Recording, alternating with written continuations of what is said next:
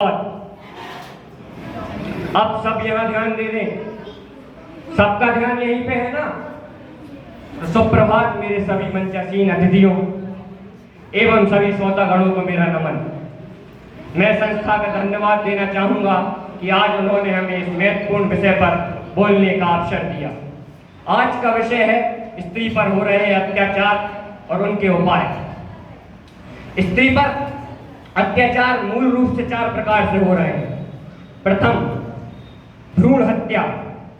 जब वो किशोरी अवस्था में आती है तो बाल विवाह और उसकी पढ़ाई पर अवरोध, और जब वो विवाह करके दूसरे घर जाती है तो दहेज प्रथा और घरेलू हिंसा, और जब वो वृद्ध होती है तो उसके पुत्र और पुत्रवधू द्वारा उसे सताना। आप बताइए, ये अत्याचार कर कौन रहा है? ये अत्याचार हम में से कुछ लोग कर रहे हैं जो स्त्री को हीन मानते हैं।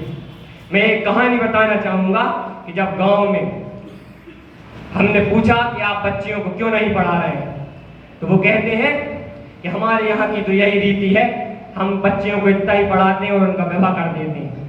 तो हमने उनसे कहा, स्त्री शिक्षा भारत की उन्नति में बहुत जरूरी है। जब मनु ने तलवार उठाई तो आप सब उनको जानते हैं कि बुंदेले हर बोलो के मुंह हमने सुनी कहानी थी, खूब लड़ी मर्दानी वो तो झांसी वाली रानी थी, वो झांसी वाली रानी थी। दुर्गावती, मैरी कॉम, मनु भाकर आदि कई ऐसी स्त्रियां हैं जिन्होंने स्वर्णिम कार्य कर भारत की उन्नति की है, परंतु जब भी वो नहीं माने। तो ये क्या एक घरेलू हिंसा नहीं है? आप बताइए, स्त्री के सपने दबाने क्या एक घरेलू हिंसा नहीं है? जब मैंने लिखा कि धधक रही है अग्नियां, धधक रही है आंधियां, रीतियों के नाम पर जो बिक रही है लड़कियां, ऐसी कैसी रीतियां कितनों को मरवा दिया। इंसान की ऐसी रीतियों पे तो भगवान भी शर्मा गया। सच कहूं तो मानव मानवता को छोड़ दानवता पे आ गया, मानव मानवता को छोड़ दानवता पे आ गया।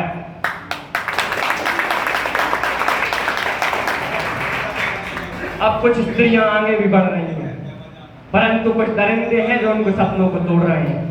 आपने अभी पढ़ा होगा कलकत्ता केस, उसमें हमने क्या किया? स्टोरी लगा दी, कैंडल मार्च करके चले गए। अब किसी को कुछ नहीं पता उस केस का क्या हुआ? किसी को पता है कुछ? ये तो हमारी संस्कृति भी नहीं है। हमारे यहाँ तो स्त्री सम्मान के पीछे महाभारत और सोने की लंका जला दी जाती है।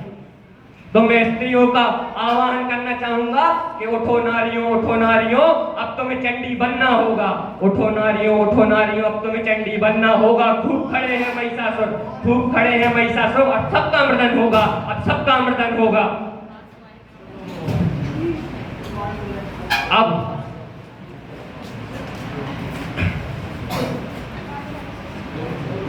स्त्री मर्दन होगा।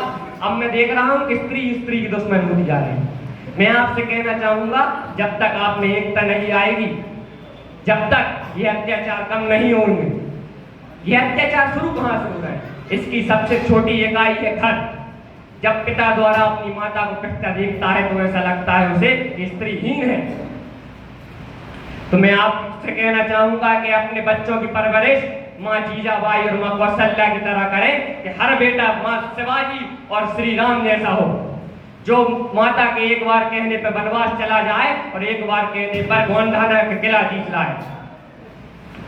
और कई पुरुष अपने आप को स्त्रियों से ऊंचा मानते हैं। तो मैंने उनके लिए लिखा था कि अगला प्रश्न करो समाज से पूछो ये सब क्या है। अगला प्रश्न करो समाज से पूछो ये सब क्या है। समता का अधिकार न देना क्षमता की हत्या है। बहलाया फुसलाया सबने स्त्री को बंदी कर, चंडी बनाकर पूछा और बिठा दिया मंडी पर। मंडी जिसमें सिर्फ नर ही बोली लगाता है। नर के हाथ में दे दी चाबुक और स्त्री के हाथ में बस डर। स्त्री भी करती रही काम चोटे चाबुक की सहकर, आए भरकर रह कर सहकर। जब भी नर नहीं हुआ नारी का आभारी, समता के अधिकारों को सदा से लगती आई है फांसी।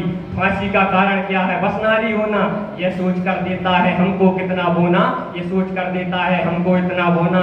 जो समाज समझता है पुरुषों के ऊपर, पुरुषों में ऐसा क्या है? सोने की काया, 2 मस्तक है या उसके या सोने की काया है। 2 मस्तक है या उसके या सोने की काया है। और मैं आखिरी में यही कहना चाहूंगा कि हर विद्यालय हर घर में यही सिखाना चाहिए कि राजा राजस्य पूजते, राजा राजस्य पूजते परंतु विद्वान और स्त्री सर्वत्र पूजते, विद्वान और स्त्री सर्वत्र पूजते। भारत माता की, भारत माता की, वंदे वंदे, जय हिंद जय भारत।